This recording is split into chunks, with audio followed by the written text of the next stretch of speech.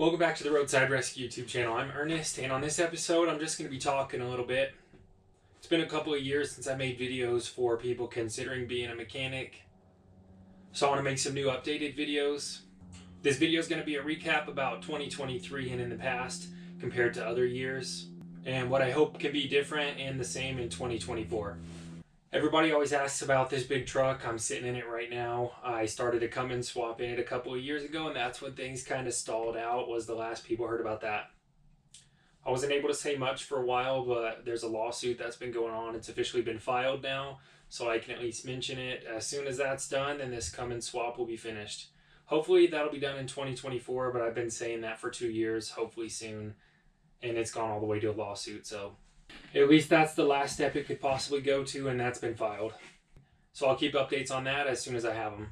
I'll do a tool truck tour later, so that might come out just before or after this video. Check that out, and I'll show you what I have for the 𝐭𝐸𝐬𝑚 swap right now.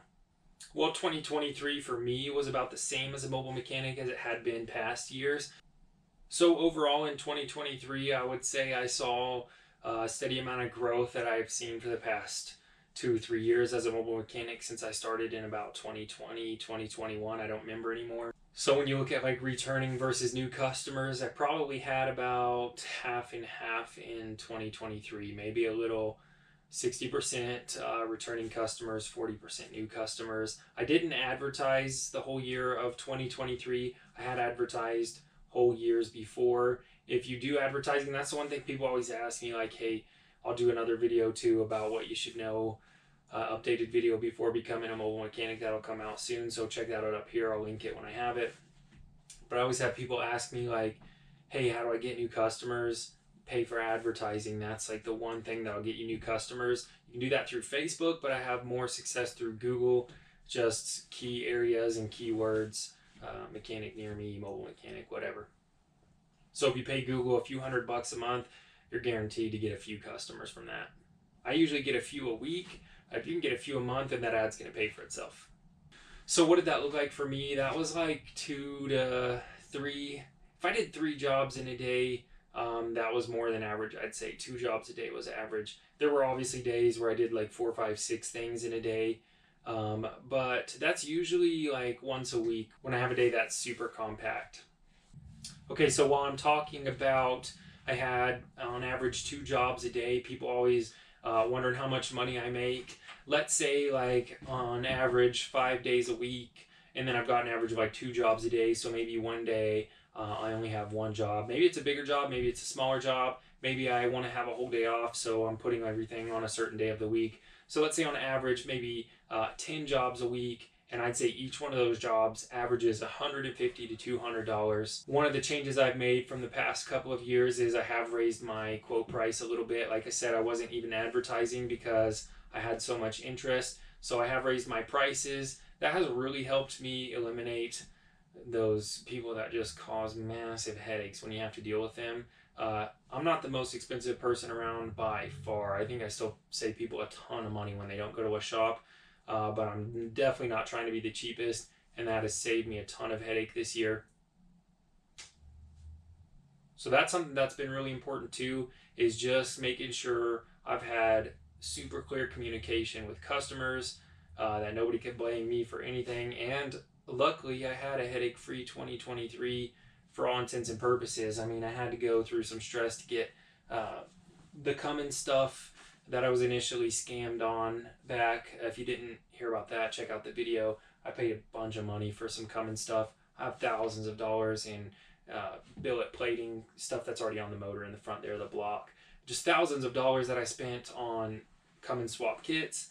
Thousands of dollars that I gave this goofball to build me a 𝐭𝐸𝐬𝑚's motor, and he ghosted me for months. And so I was like, and then I found out he had switched a bunch of different business names over the past 2 years, was just a shady business owner. And I was like, bro, give me my money back. Wouldn't give me my money back. So I got some parts that were close to the amount of money that I paid, for about $4,000 worth of parts. So that was pretty much the only headache I had to deal with, and that was me getting my money back. So that was the good news kind. That wasn't me having to deal with somebody trying to cause an issue. That was me stirring up issues, and all for a good cause. So on to the next point. Other than that, I usually keep myself busy with everything I have to do. I can usually fix cars for about half the day, and then I can do computer work, office work for about half the day, and that gives me a day or two a week to take half the day off and spend time with my kids or whatever as well. I do work weekends right now as well. I've been charging more and working weekends, so that's getting a little bit extra cash. Although cash isn't going to be as tight this upcoming year as it was last year. I'm getting out of that medical debt that I have from this lawsuit, and by the time I'm out of this medical debt, I'll be getting money back from it anyway, so things will be looking good, but I just don't have any extra money to put towards the 𝐿𝐴𝐴 while I'm in medical debt right now. And to be clear, it's not even me, it's just somebody in my family, and everybody's okay. There was just a little bit of malpractice involved. Now, it really reminded me of like the first 8 months, 6 months when I started being a mobile mechanic. That's how long it took me to save up to buy this big truck. I really was only doing mobile mechanic work for like 6 months, and I was like, let's do it. Let's get a nice big truck. And this big truck's just been used as like my tool shed for the past couple of years since I tore down the motor. With that being said, you'll see when I do the tool tour video, I don't even have the toolboxes set up the way I want them to be because it doesn't make sense to come in here and open every single drawer and grab every random tool I think I might need for a job when I'm headed out for a job. Instead, I just have a go-to bucket of tools, a 300-piece toolkit, and some other things that I just take with me on every job. I cannot wait. I cannot even tell you how excited I am to get rid of those buckets. And when I can put all those tools back in these toolboxes and drive this truck to whatever car I'm fixing and just take a step up in here, open the drawer I need, and walk back out, man, I cannot wait. It was so nice when I was able to do that. So hopefully this year, for real, hopefully this year I can have that going again. That does bring me up to the point of like eventually my end goal is I want to open up a shop somewhere. I probably want to move back south to where I grew up, close to Tennessee or Kentucky somewhere, Bowling Green, Nashville, who knows, somewhere around there.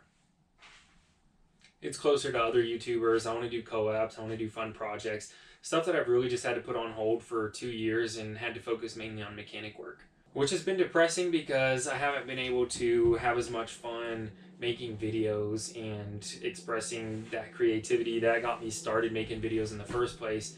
The last 2 years have just been really tough. So what does that look like this year, working towards that end goal? I'm not sure. I'm not sure if I'm even going to be able to move this year. At most, it would probably look like moving to a new state and getting some sort of property with a shop that I can open up or start working out of. At least it's probably just going to be getting this truck running here, putting out a ton more videos. I'll have a lot more time to focus on videos. And I hope this year to finish a couple of projects that I've already started.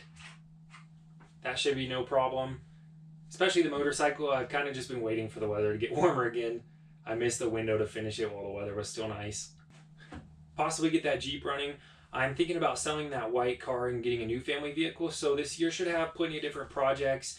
Plenty of cool, unique fixes when I'm out on the road. I try and video the most unique things that I'm doing. I don't want to film a brake job or an oil change every day, although I do a lot of those. I try and save the most interesting things and make the videos interesting. So I hope to see some channel growth this year. Last year and the year before, I wasn't even focused on that. Like I said, I was just focused on putting out a minimum number of videos and working with sponsors. This year I'm able to do a lot more. So I'm excited for 2024. And let me know in the comments down below if there's anything you'd like me to make a video about. Like I said, I'm going to cover some of the main topics again, what you should know before becoming a mobile mechanic, some of the best tools, some of my favorite tools from last year and things like that. So make sure you're subscribed and stay tuned. Ring that bell so you don't miss one of those videos. If you like this video, make sure you're subscribed, leave it a thumbs up, and you can check out the next video up here. I'll see you there.